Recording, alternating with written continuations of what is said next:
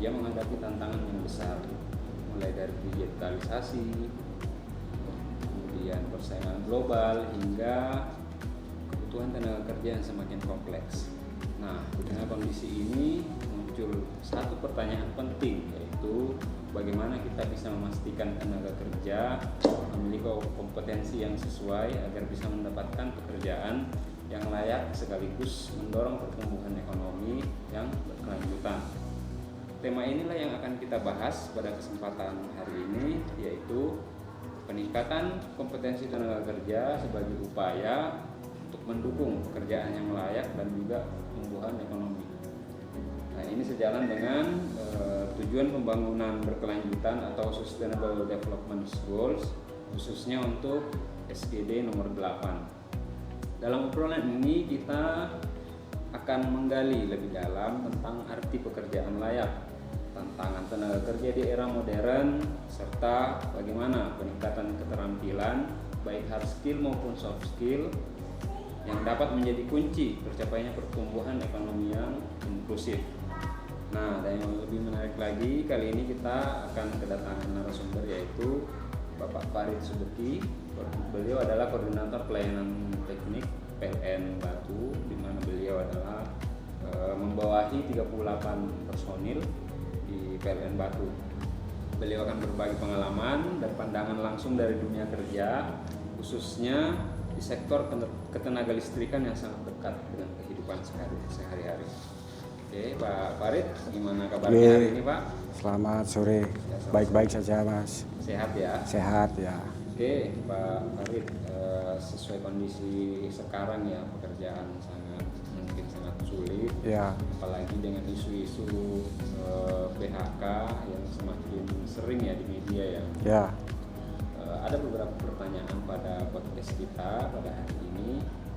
Yang pertama, menurut Pak Farid, apa sebenarnya tantangan utama yang dihadapi tenaga kerja dalam dunia kerja saat ini?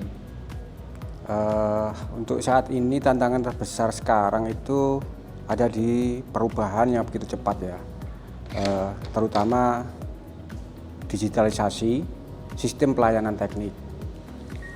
Selain itu, kebutuhan pelanggan semakin tinggi, sementara sumber daya manusia itu harus menyesuaikan diri dengan teknologi maupun tuntutan pada bidang pelayanan teknik. Jadi tantangan yang ada harus diimbangi dengan kompetensi teknis sekaligus soft skill, komunikasi, dan manajemen waktu. Seperti itu sih, Mas ya. Oke, berarti digitalisasi ya sekarang semakin masif ya, terkait apalagi pelayanan sekarang serba digital, otomatis semakin banyak yang mungkin keluhan maupun laporan yang masuk, otomatis beban kerja juga teman-teman di lapangan juga semakin tinggi ya, Pak Farid ya. Kemudian kita bicara tentang pekerjaan layak bagi tenaga kerja di era sekarang, bagaimana menurut Pak Farid, khususnya di lingkungan kerja Pak Farid? Pekerjaan layak itu menurut kami itu bukan hanya soal gaji yang cukup ya, tetapi juga soal keselamatan, lingkungan kerja yang sehat, kesempatan untuk membangun SDM diri, serta adanya keseimbangan antara kehidupan pribadi sama kehidupan di bidang pekerjaan. Di aspek K3 yang di ranah PLN itu cukup terjaga, jadi sehingga pekerja itu merasa aman dan nyaman serta termotivasi. Oke, berarti K3 sangat penting juga ya. Penting sekali. Pekerjaan layak ini ya. Ya. Oke, kemudian selanjutnya Pak Farid, melihat hubungan antara peningkatan kompetensi tenaga kerja dengan pertumbuhan ekonomi yang berkelanjutan, bagaimana Pak Farid melihatnya? Menurut kami kompetensi tenaga kerja itu merupakan kunci ya. Semakin kompeten tenaga itu sendiri, semakin tinggi pula untuk produktivitasnya, kualitas pekerjaan di bidang pelayanan teknik. Ketika petugas PLN itu menangani gangguan yang begitu cepat, ya diimbangi dengan digitalisasi yang memadai, jadi masyarakat yang terlayani itu produktivitasnya sangat berimbang, sangat berimbang, jadi tidak merugikan waktu dari pebisnis ataupun pegiat ekonomi itu sendiri. Jadi ekonomi lebih stabil dan bisa membantu menunjang kestabilisasi ekonomi itu sendiri. Oke, berarti sangat penting ya peran untuk menjaga kestabilan apalagi dengan kompetensi petugas khususnya di pelayanan teknik yang bisa memberikan keandalan jaringan listrik pelanggan sangat berpengaruh terhadap pertumbuhan ekonomi ya. Karena listrik mungkin menjadi komponen vital ya di ekonomi kita saat ini ya. Oke, ini menariknya.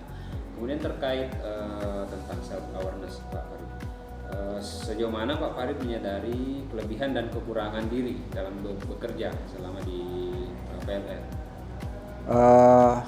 Untuk kami sendiri itu sangat menyadari Mas ya. Misalnya kelebihan saya mungkin ada di bidang pengalaman kerja di lapangan ya. Berarti pengalaman lapangan ya Pak? Serta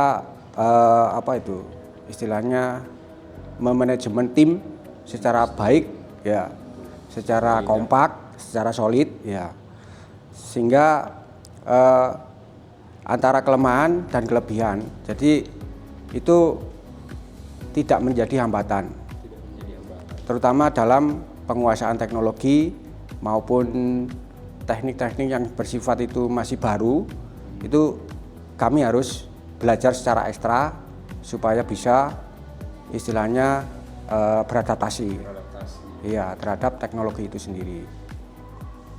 Jadi kelebihan dan kekurangan diseimbangkan ya, kemudian ditunjang dengan memanfaatkan teknologi ya. Ya betul, untuk semua pantauan. Kemudian bagaimana kesadaran diri tersebut berpengaruh terhadap produktivitas dan kesejahteraan kerja menurut Pak Farid? Untuk kesadaran diri, kita itu bisa memahami ya, sekaligus mengetahui ya, kapan kita itu membutuhkan suatu bantuan tim, sesuatu bantuan kelompok, apalagi troubleshootingnya itu katakan besar ya, otomatis butuh personil yang cukup banyak. Dalam peningkatan produktivitas itu sendiri sangat efektif apabila personil ini sangat kompeten. Dalam arti produktivitas peningkatan dan kesejahteraan mental itu lebih terjaga ya, serta kegiatan-kegiatan yang sifatnya itu trouble bisa tertangani dengan baik dan cepat. Berarti kuncinya kompeten ya? Kompeten, kemudian untuk kerjasama tim lah. Kerjasama tim. Ya. Oke, selanjutnya menurut Pak Farid, langkah apa yang dapat membantu tenaga kerja untuk meningkatkan self awareness atau kesadaran diri? Langkah sederhananya itu evaluasi rutin ya. Evaluasi rutin. Ya, baik itu dari atasan maupun kami sendiri ya. Feedback ke rekan-rekan itu juga penting. Jadi dalam setiap peningkatan soft skill seperti komunikasi, leadership, dan refleksi terhadap semua kegiatan, itu pasti kita lakukan ya. Jadi leadership itu mulai dari masuk pagi, kemudian kita briefing, terus disiplin kerja, disiplin waktu, sebelum pekerjaan kita briefing, semua SOP harus dijalankan dengan baik. Oke. Selanjutnya kita menggali tentang adaptability ya Pak Farid ya. Menurut perubahan apa yang paling besar di tempat kerja saat ini yang menurut Pak Farid untuk Pak Farid untuk beradaptasi? Perubahan apa yang menuntut Pak Farid untuk terus beradaptasi di lingkungan kerja? Untuk perubahan yang besar secara signifikan itu berada di era digitalisasi. Ya, terutama di pelayanan pelanggan PLN. Sekarang kan sudah banyak untuk pelaporan-pelaporan yang bersifat aplikasi maupun lewat sosial media. Jadi banyaklah masukan-masukan untuk pelanggan itu bisa melakukan pelaporan. Ya, serta dari PLN sendiri sudah ada platform sehingga sangat membantu. Apa itu di era digitalisasi ini pekerja itu jadi lebih istilahnya lebih cepat untuk menangani pelayanan gangguan. Berarti teknologi juga istilahnya memicu ya teman-teman harus beradaptasi ya dengan Ya. Workflow yang semakin meningkat atau mungkin beban kerja yang mungkin semakin meningkat ya. Ya. Oke, selanjutnya kendala apa yang biasanya Pak Farid hadapi ketika harus menyesuaikan diri dengan teknologi atau cara kerja baru? Kendalanya apa? Kendalanya terkadang itu ada sifat-sifat kebiasaan, ya tidak semua pekerja langsung itu terbiasa dengan sistem digital. Jadi ada keterbatasan dalam akses peningkatan istilahnya SDM. Peningkatan SDM. Ya, akses perangkat ataupun jaringan internet di lapangan, terutama di daerah tertentu yang sifatnya blank spot, itu kadang sulit diakses. Jadi itu yang merupakan kadang-kadang itu ada hambatan. Jadi kendala di sana. Oke, selanjutnya Pak Farid. Menurut Pak Farid, bagaimana pelatihan atau program yang bisa membantu tenaga kerja menjadi lebih adaptif?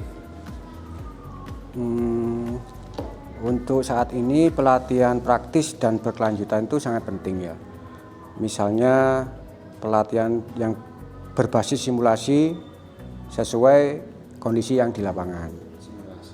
Simulasi. Selain itu perlu memonitoring ya antar generasi pegawai yang sekiranya bisa membantu ya dari tenaga senior dalam urusan digital, sementara senior bisa membimbing soal pengalaman di lapangan. Jadi tidak harus memantau di setiap waktu, tapi juga cukup dibantu lewat digitalisasi itu sendiri supaya pekerjaan-pekerjaan bisa terpantau dengan baik. Berarti tetap ada kolaborasi juga. Tetap ada kolaborasi. Karena mungkin generasinya berbeda, mungkin bisa ya. berbeda. Jadi yang mungkin generasi yang lebih paham tentang teknologi bisa mengajarkan yang paham. Kemudian terkait collaboration ya, mungkin sudah menyangkut kolaborasi yang sebelumnya. Menurut Pak Farid, seberapa penting peran kerjasama tim dalam menunjang produktivitas kerja? Untuk kerjasama tim itu sangat vital ya di bidang PLN ya, karena kami kan pekerja lapangan ya. Seperti perbaikan jaringan itu tidak mungkin dilakukan secara mandiri ataupun individu. Apalagi yang mengatur teknis ada harus yang sifatnya itu harus mengawasi. Jadi keadaan yang sifatnya pekerjaan kita itu selalu sifatnya berbahaya. Beresiko tidak bisa dilakukan sendiri, harus dengan tim. Harus ada sistem pengawasan yang sifatnya harus lebih berhati-hati, gitu aja. Oke, menarik ini. Oke, selanjutnya Pak Farid, apa tantangan yang sering dihadapi Pak Farid ketika berkolaborasi dengan rekan kerja dari latar belakang yang mungkin berbeda?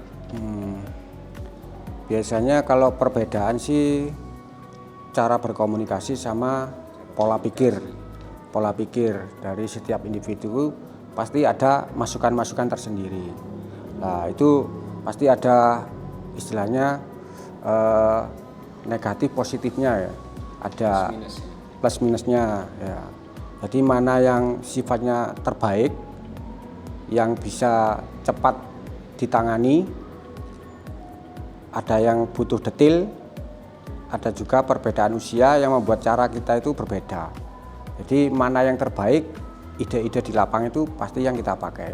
dengan resiko yang sangat rendah, sangat minim. Berarti kolaborasi ya, saling Ya, memberi masukan, saling memberi masukan, saling beri pendapat. pendapatnya juga penting ya. Mm-mm. Oke, menurut Pak Farid, bagaimana cara membangun budaya kolaborasi yang baik di lingkungan kerja? Kalau budaya yang baik itu dari semua petugas itu harus saling terbuka ya. Saling terbuka, saling membimbing ya. Pelatihan itu harus bersama-sama ya. Evaluasi mana yang kurang, pendapatnya bagaimana, solusinya bagaimana, saling terbuka lah intinya. Sebelum dan sesudah pekerjaan, nanti harus terbuka, pendapatnya itu harus mana yang terbaik. Oke. Kemudian Pak Farid, mungkin sebagai pertanyaan penutup juga ya, apa rekomendasi Pak Farid untuk meningkatkan kompetensi tenaga kerja agar sesuai dengan tuntutan SDG 8, yaitu pekerjaan layak dan juga pertumbuhan ekonomi? Kalau kami sih merekomendasikan ya memperbanyak pelatihan-pelatihan yang sifatnya itu berkelanjutan di masa-masa yang akan datang. Pelatihan.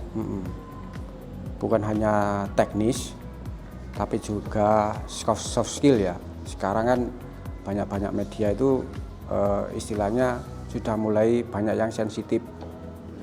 Ya, sedikit-sedikit tersulut emosi, sedikit-sedikit. Nah itu yang harus kita jaga, bisa kelola ya, supaya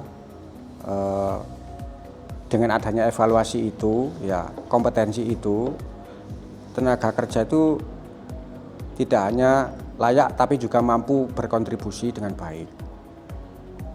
Berarti dengan media sosial juga bisa menjadi pengontrol ya, supaya teman-teman semakin bisa meningkatkan kompetensi pelayanannya ya. Pastikan ada masukan-masukan itu, semua kritik itu kritik untuk membangun. Ya. Oke, ini yang terakhir Pak Farid. Menurut Pak Farid, bagaimana peran organisasi, pemerintah maupun perguruan tinggi dalam mendukung peningkatan kompetensi tenaga kerja? Untuk organisasi seperti yang di PLN itu sebaiknya harus menyediakan wadah pelatihan internal. Ya, pemerintah bisa mendukung lewat regulasi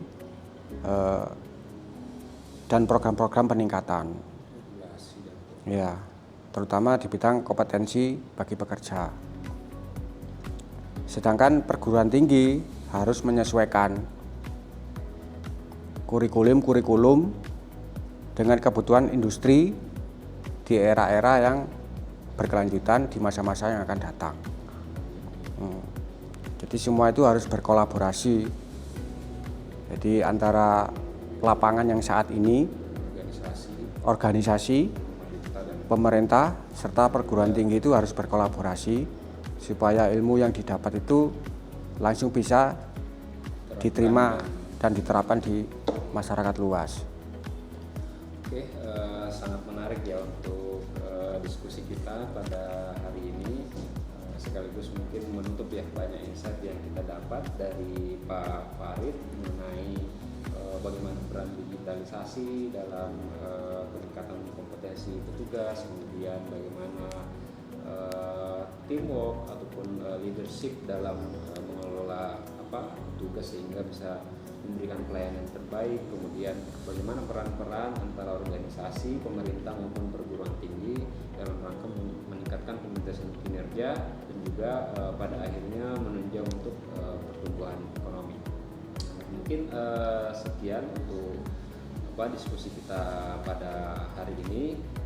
Terima kasih yang sudah menonton. Terima kasih Pak Farid untuk terima kasih. Ya, Mas. Siang hari ini.